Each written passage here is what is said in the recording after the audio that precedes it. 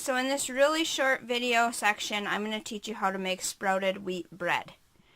This is really excellent for if you have a hard time digesting grains, because the fermentation process or the sprouting process of the grain breaks it down a lot and creates additional enzymes so that your body can digest it a little better. So do some research on sprouted bread and look into it. I'm going to show you how to actually make it, and it's really actually simple. The only ingredient you need is the hard wheat berries. So these are organic hard white winter berries. Okay, so you could also use red berries. You could use different things. So what this is this is the raw form of the seed of flour, right? So I've always wanted to make my own flour or make my own bread from scratch, but I don't have a grinder, right? You usually need some sort of mill or grinder to grind this into flour and then make the bread, and I don't have that. And I stumbled upon this way of making bread, which is by sprouting it, just soaking the berries for 1 to 2 days. And when you do that, so these have already been soaked. When you do that, let's see if you can see in the video. It's kind of not wanting to focus. But basically the tip of the berry is just getting exposed. Let me see if I can focus on it better.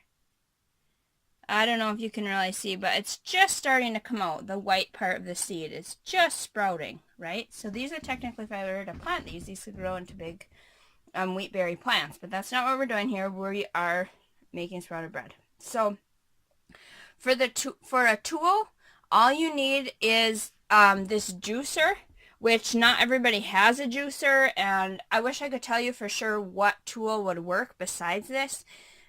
Possibly my thoughts were maybe a meat grinder if there was small enough holes, because what this does is basically mushes these, and it makes like a really thick, dry paste. And I'm going to show you what that looks like when I push it through the juicer. So this is just an omega juicer, like the most basic omega juicer that there is. Instead of having the juicer attachment on the end, I have the pasta maker attachment. So you want to do this with a pasta maker attachment. All right, here we go. Alright, so I strained out the berries, and all I'm doing is putting them through here, and this goes really fast. You can see how it comes out as like a paste. So if you don't have a juicer, you need something that can get you around that consistency. And so I'm just putting these all through here. Stop it, Lars. So as you can see, I've pushed all of the berries through the juicer, and this is what it will look like. It's a fairly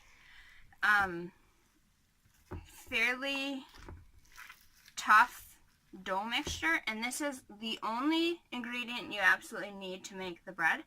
I, however, usually opt to add salt, sea salt, and honey.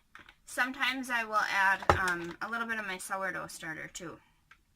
And I forgot to tell you the amount of wheat berries. You need 4 cups per loaf of bread. So I usually do a double loaf.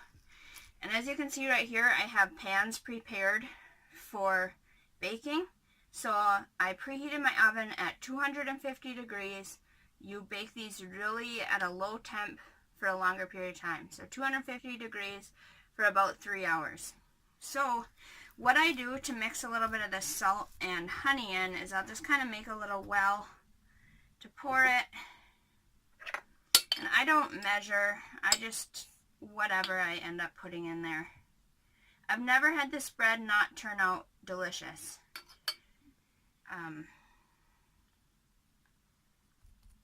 So I just have, I don't know, a couple tablespoons of honey at the most, a little bit of sea salt, and I buy my wheat berries, and as you can see, a lot of my other ingredients in bulk, which saves you so much money. If you're part of like a food co-op or something, you can get this kind of stuff in bulk. The wheat berries, I think they're $20 for a 20-pound bag.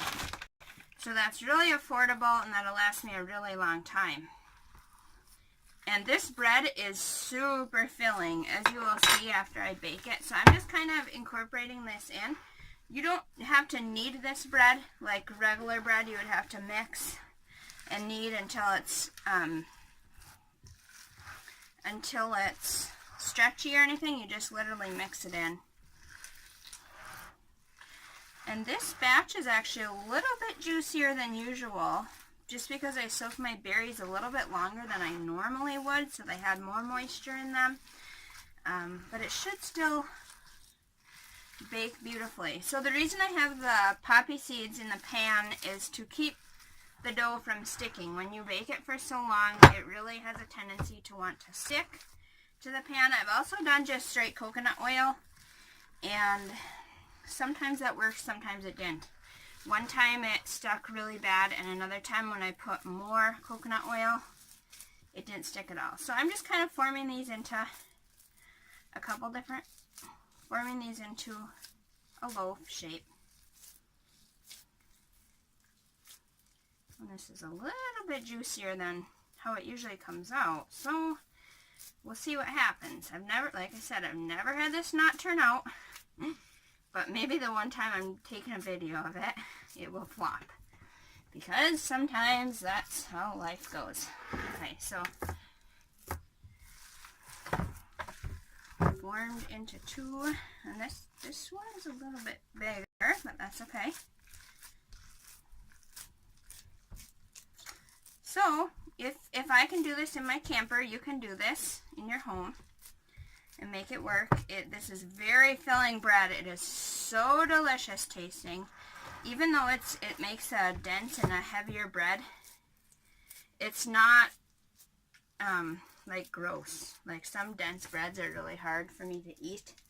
This is like so good because it has that nutty flavor from the wheat berries. Alright, so we'll pop those in the oven and we'll show you the results after. So here's the finished product of the bread. And you can see it turns out pretty textured on the top.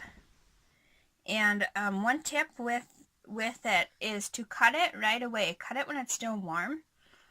Because even though it stays pretty moist after the fact, it will become really hard to cut compared to regular bread. So, hope you enjoy. I'm going to go finish that half-eaten piece right there. Delish.